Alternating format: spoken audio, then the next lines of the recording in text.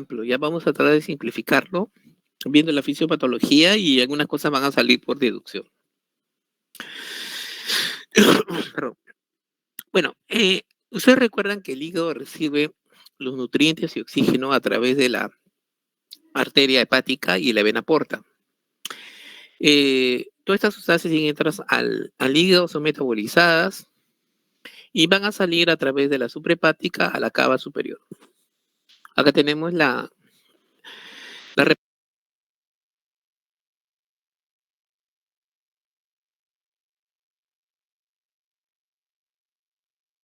Ya no se le escucha, doctor.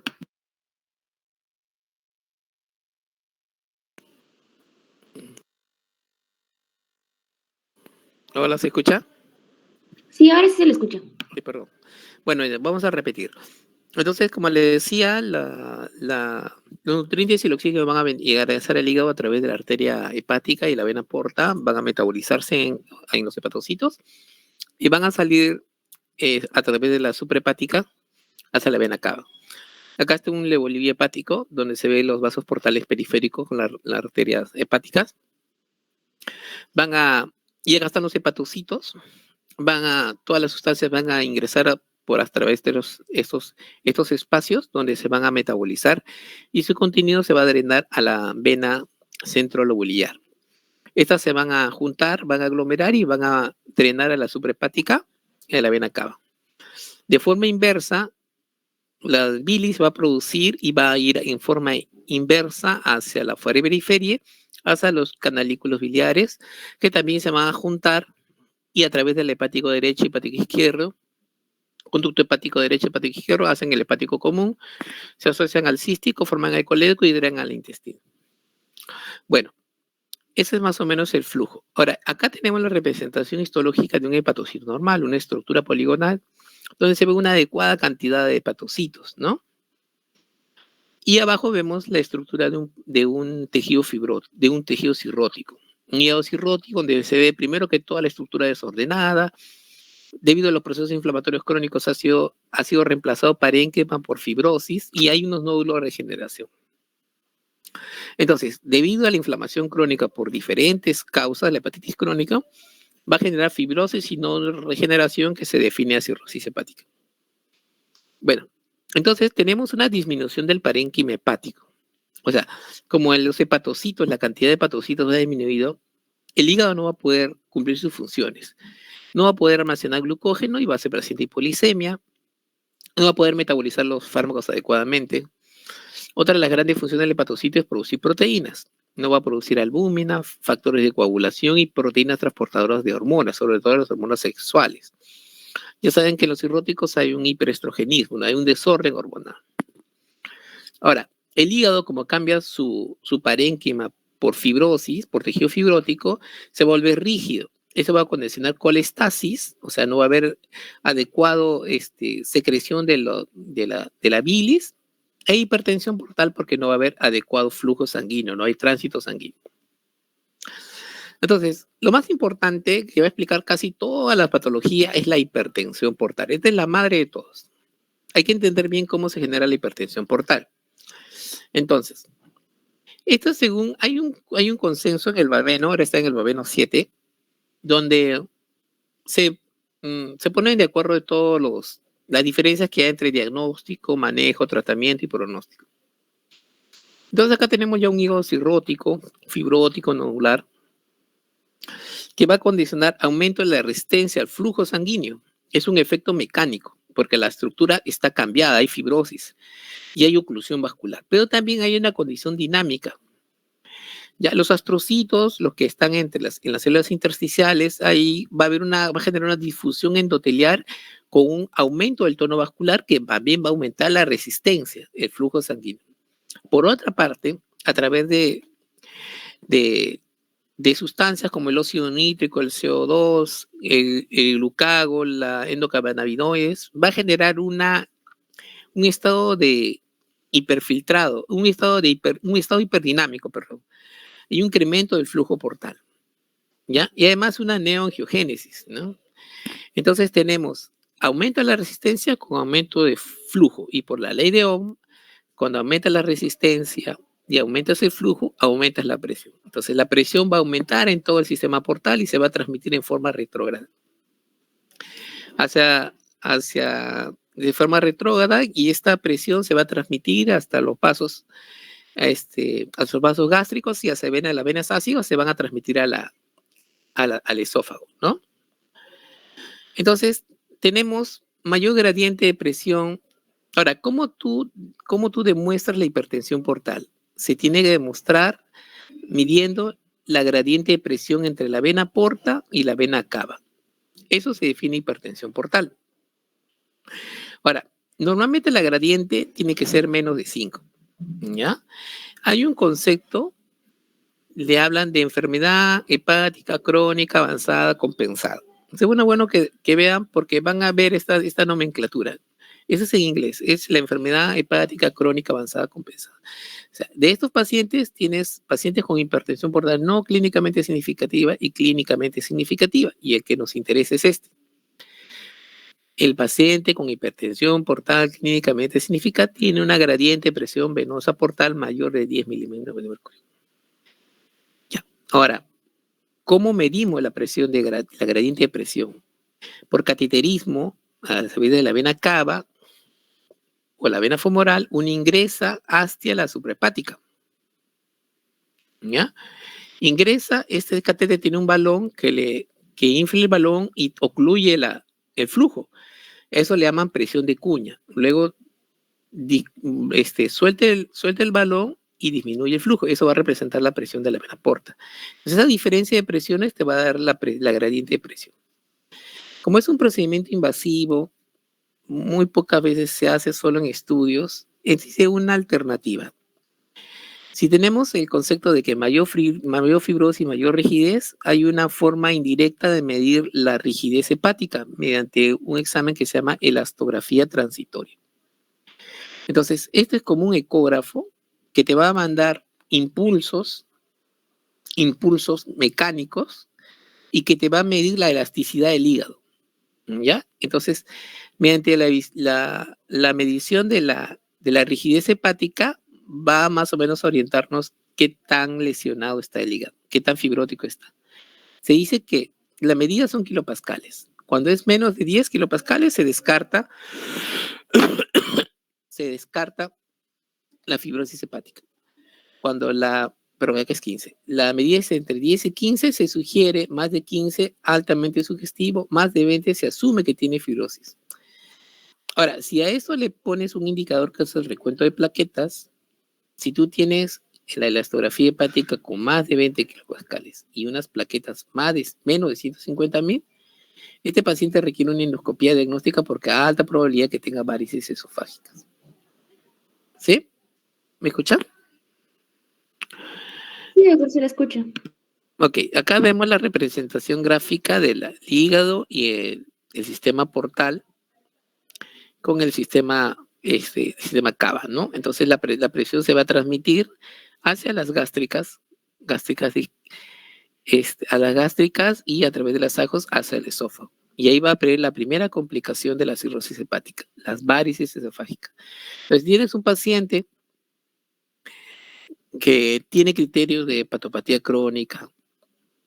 Entonces se le hace una endoscopía y tienes varias posibilidades. Que no tenga varices, que tengan varices pero estas sean pequeñas, que tengan varices que sean grandes. Entonces, en un paciente con enfermedad hepática crónica compensada y no tiene varices, se le tiene que hacer de todas maneras un seguimiento, una endoscopía cada 2 a 3 años.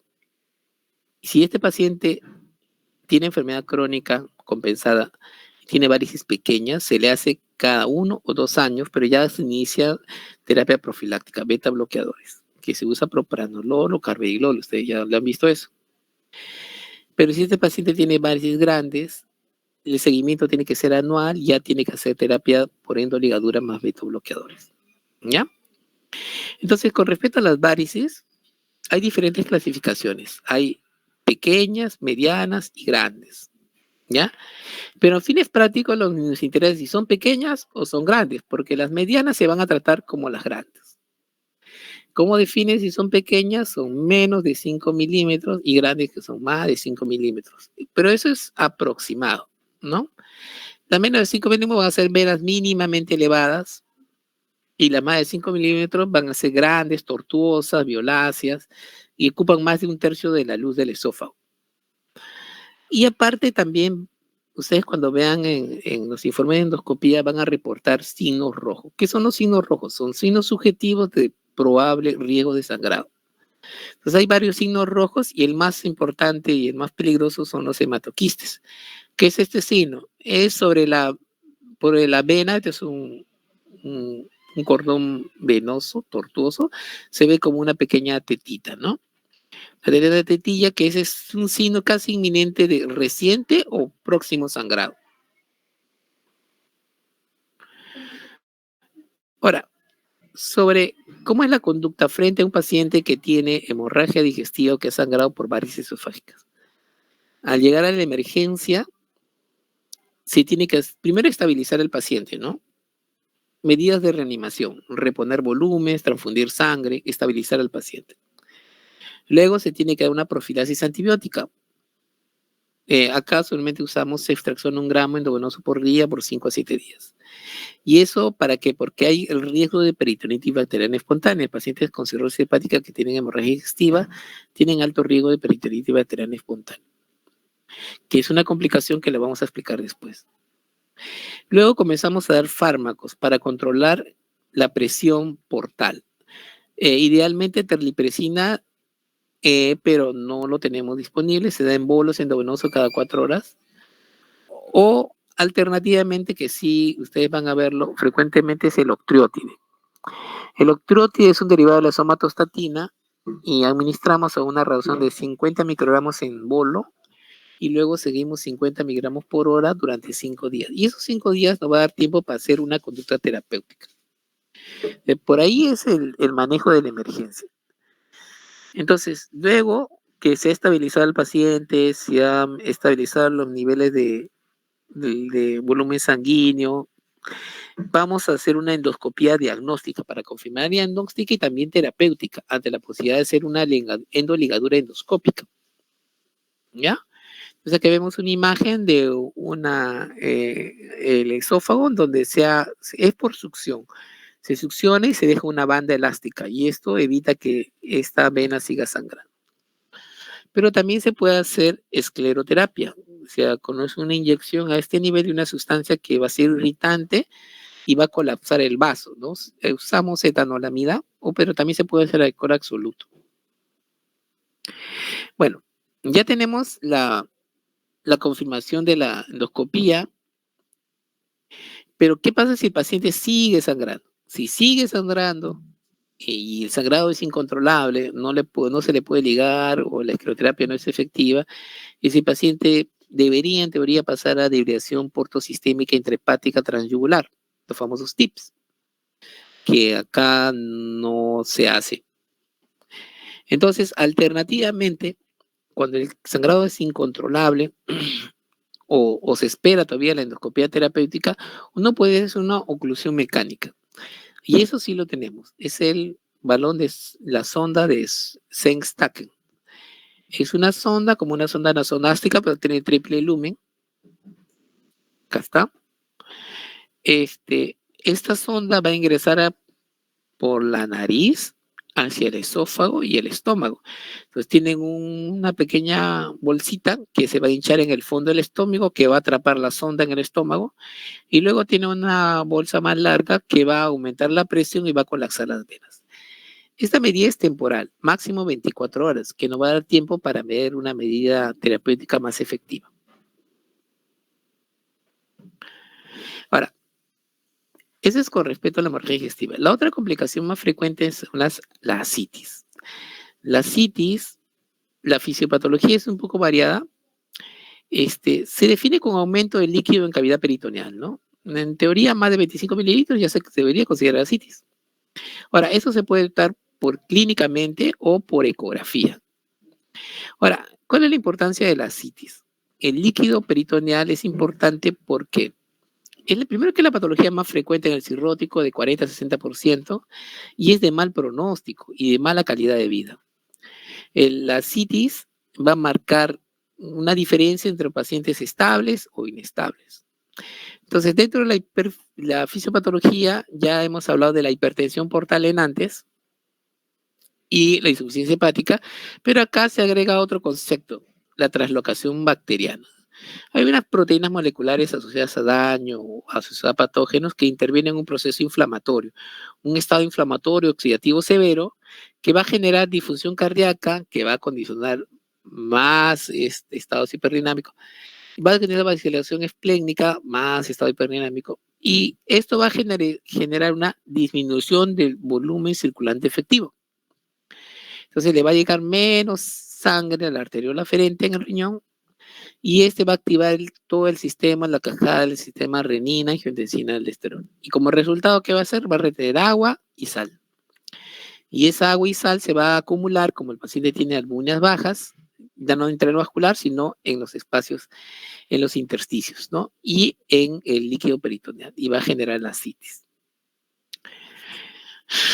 Ahora, la citis puede ser leve, moderada, severa, dependiendo de cómo lo detectas. En la leve solo se detecta por ecografía, en la moderada lo vamos a detectar clínicamente, y la severa es evidente, en esa tensión, gran distensión, incluso puede componer compromiso respiratorio. Ahora, es una forma de clasificar. Hay otra forma de clasificar con respecto a la respuesta al tratamiento. Hay ascitis respondedoras, ascitis recurrentes y ascitis refractarias. Con respecto a la ascitis respondedora, es que cuando con un tratamiento adecuado y una dieta adecuada, el paciente resuelve la ascitis. En el recurrente es que se le da el tratamiento, resuelve, pero tiene episodios repetitivos, 3 episodios en 12 meses. Y en la refractaria es que no se puede controlar o son muy, muy repetitivos los eventos. ¿Ya? Ahora, como le decía, la ascitis es importante porque marca un antes y un después del cirrótico, en el sentido de que existe una cirrosis compensada y una cirrosis descompensada. Un paciente con cirrosis compensada tiene una sobrevida con bastante calidad de vida, ¿no? Una sobrevida en promedio de 12 años, ¿no? Paciente estable, sin síntomas y una buena calidad de vida. Ahora, y un paciente descompensado es un paciente que está mal, que tiene una sobrevida solo de 2 a 4 años. Y ese va a tener síntomas, y el síntoma que va a marcar la diferencia es la ascitis y el sangrado. O sea, la ascitis ya te dice que el paciente probablemente vaya a ir mal, ¿no? Porque es una ascitis, un cirrótico descompensado. Ahora, acá hay un cuadro bonito donde hablan sobre el resultado de un paciente cirrótico en un año. Y acá tenemos los compensados y los compensados. Mira, un paciente compensado sin varices, sin ascitis, el 1% fallece al año. Al otro extremo, un paciente descompensado con sangrado y ascitis, el 57% fallece al año. Y acá hay algo importante, mira, entre compensado y compensado la diferencia es la ascitis. Es un paciente descompensado con ascitis, con o sin varices, el 20% muere al año. Y si no tuviera ascitis, es solo el 3.4%. Entonces, por eso es importante evaluar al paciente en este aspecto. Bueno, usted tiene un paciente con líquido en la cavidad peritoneal. ¿Qué es lo que hacemos? Lo primero es estudiamos el líquido. ¿Ya? Hay que hacer una punción, hay que hacer una paracentesis diagnóstica y hay que ver las posibilidades. Primero vemos los leucocitos y el porcentaje de polimorfos nucleares. Vamos a ver, si tiene menos de 500 leucocitos, probablemente sea de origen cirrótico, por insuficiencia cardíaca o insuficiencia renal. Si tiene más de 500 leucocitos, podría ser, pero menos de 50% de polimorfos nucleares, podría ser secundaria a una lesión, una carcinomatosis o una tuberculosis. Ahora, si es más de 500 leucocitos, con más de 50% de polimorfos nucleares, hay otras posibilidades. Vamos a ver los niveles de amilasa. Si los valores son muy altos, se da una pancreatitis.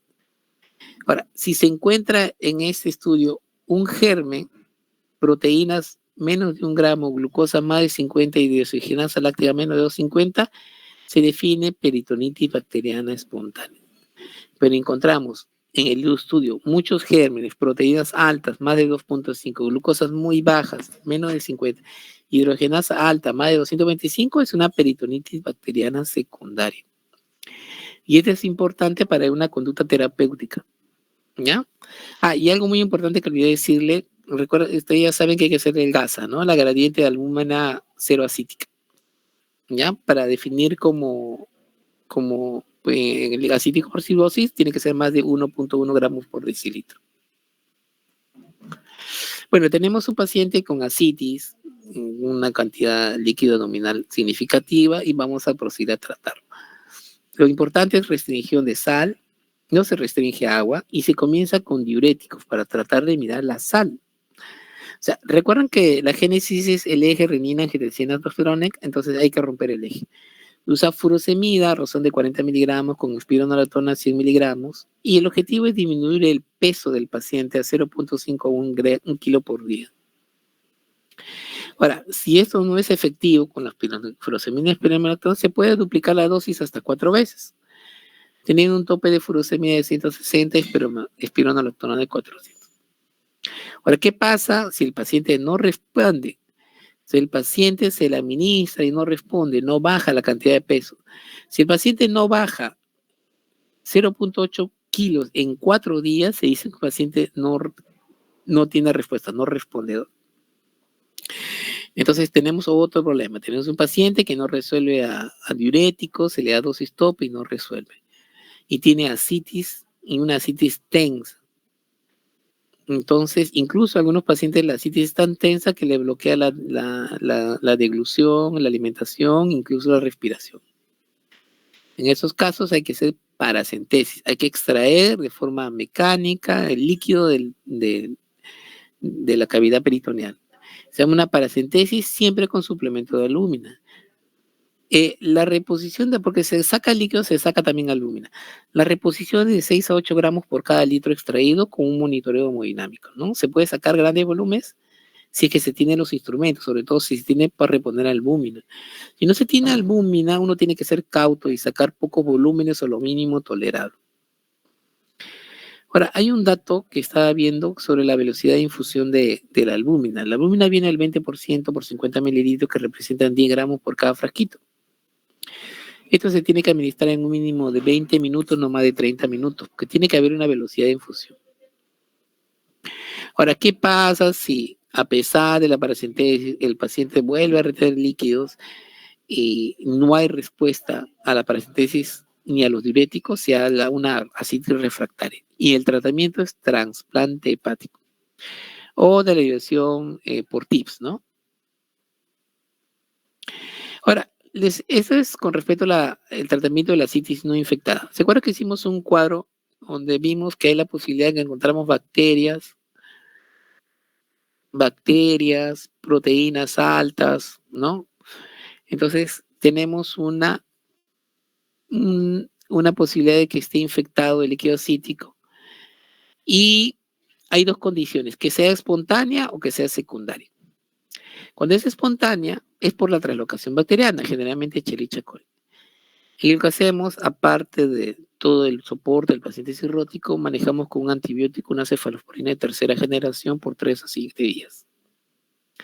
Bueno, y si la peritonitis es secundaria, generalmente es una perforación o un foco séptico. Entonces hay que hacer estudios por imágenes, identificar el foco séptico o la perforación, incluso podría tener un tratamiento quirúrgico. Eso ya se escapa del paciente cirrótico. Ahora, otra de las complicaciones frecuentes que también está relacionada a la hipertensión portal es la encefalopatía hepática.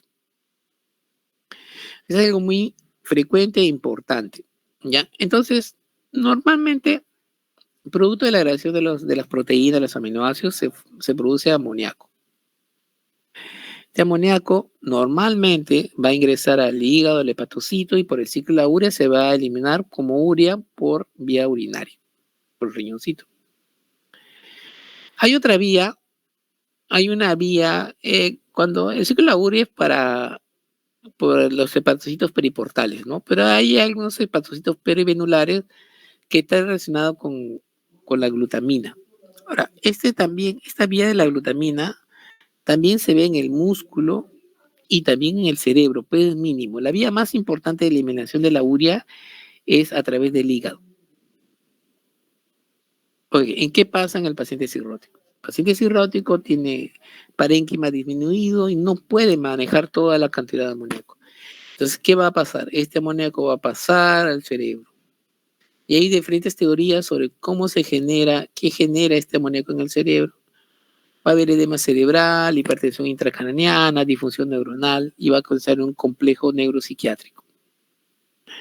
Ahora, también hay, como la presión está alterada, va a haber shunts. Los shunts son bypasses, es sangre del sistema portal que se va a pasar directo al cerebro, sin pasar por el hígado.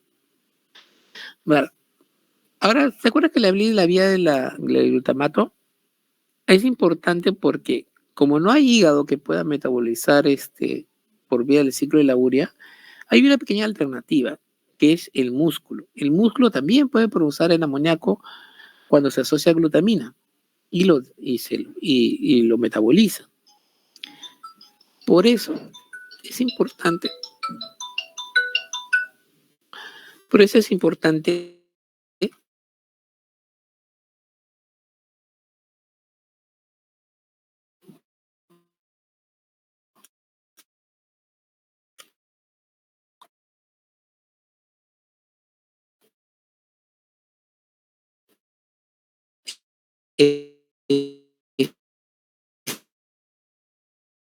el estado nutricional del paciente, el paciente cirrótico. Ahora,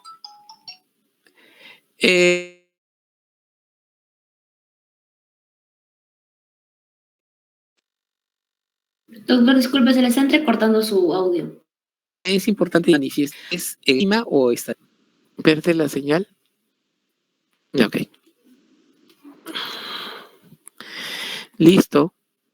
¿Ahora se escucha mejor? Sí, ahora sí, doctor. Ok. Ya, entonces, como les estaba explicando, hay que diferenciar que la encefalopatía hepática encubierta y manifiesta. ¿Y por qué es importante? Todo paciente con cirrosis hepática se debe descartar encefalopático. Esa encefalopatía se va a ver mediante test minimentales, y hay un test interesante, test de animales, ¿no? Se pide un recuento que te mencione la cantidad de animales en un minuto y tiene que mencionar por lo menos 15 animales, ¿no? Si no llega a ese, se considera que el paciente tiene una encefalopatía mínima. Entonces, tenemos un paciente con encefalopatía hepática, ¿qué es lo que vamos a hacer? Había una evaluación inicial, se evalúa las funciones vitales, si está muy comprometido hay que permeabilizar la vía aérea, un triaje apropiado, examen de laboratorio, administrar fluidos antibióticos según lo que requiera. Luego hay que ver otras alternativas, como uso de drogas, desórdenes psiquiátricos, trastornos neurológicos, demencia. Una vez se ha descartado otras alternativas, hay que identificar por qué este paciente cirrótico se ha descompensado, por qué ha hecho encefalopatía. Porque tiene infecciones a la cabeza, el primero, sangrado gastrointestinal, alteraciones de los electrolitos, sobre todo el sodio, o el sobreuso de diuréticos. Una vez que es identificado, vas a comenzar a tratar. Y lo que tenemos a la mano es, viendo toda la fisiopatología, recordamos que el que tiene que ver con el metabolismo, la producción de amoníaco es las bacterias. Entonces se usa lactulosa. Podemos usar lactulosa a una razón de 30 a 45 mililitros cada 6 a 8 horas, tratando de buscar un resultado de 2 a 3 deposiciones por día. También podemos usar rifaximina, que es un antibiótico intraluminal que no ingresa a la circulación sistémica y se usa 550 microgramos 2 veces al día. Y también glicol es una macromolécula no absorbible, se usa de 2 a 4 litros en una sola dosis. Alternativamente, cuando el paciente está muy, muy mal, encefalopatía 3, 4, se puede usar enemas de evacuación. Se colocan enemas de retención de 300 mililitros cada 6 a 8 horas. pero solo está indicada en encefalopatía 3 o 4. Bueno, esas son las principales complicaciones. Luego tenemos otras complicaciones que bueno que lo sepan, pero realmente cuando uno llega a ese estado poco se puede hacer por el paciente. Tenemos una vasodilatación espláncnica por un estado hiperdinámico, hay vasoconstricción renal y esto genera además una lesión renal aguda, que es el síndrome hepatorrenal. Por otra parte, hay la vasodilatación pulmonar, va a haber una alteración en la relación ventilación-profusión y va a generar hipoxemia. Eso lo conocemos como el síndrome hepatopulmonar. Va a haber hipertensión pulmonar, aumento de resistencia vascular, disfunción endotelial y va a generar las complicaciones también a una miocardiopatía cirrótica. El paciente con sepsis o síndrome hepatorrenal va a tener un gasto cardíaco disminuido que va a generar insuficiencia renal y se hace un círculo vicioso. Entonces, en la sangre también va a tener algunas complicaciones el paciente cirrótico. Va a haber esplenomegalia, acumula, y va esto, sabes que el vaso tiene el componente de secuestrar componentes sanguíneos, va a haber trombocitopenia, leucopenia y anemia. La insuficiencia hepática también va a disminuir la producción de eritropoyetina hepática y va a reducir la eritropoyesis por la médula ósea y generando trombocitopenia. Bueno, muchachos, eso es lo que más o menos he querido hacerles llegar sobre las complicaciones de la cirrosis hepática, las más importantes. Quisiera saber si tienen alguna pregunta. Es un poco denso, pero lo básico es entender la fisiopatología y la hipertensión portal, que es el que genera todos esos problemas. ¿Tienen alguna pregunta?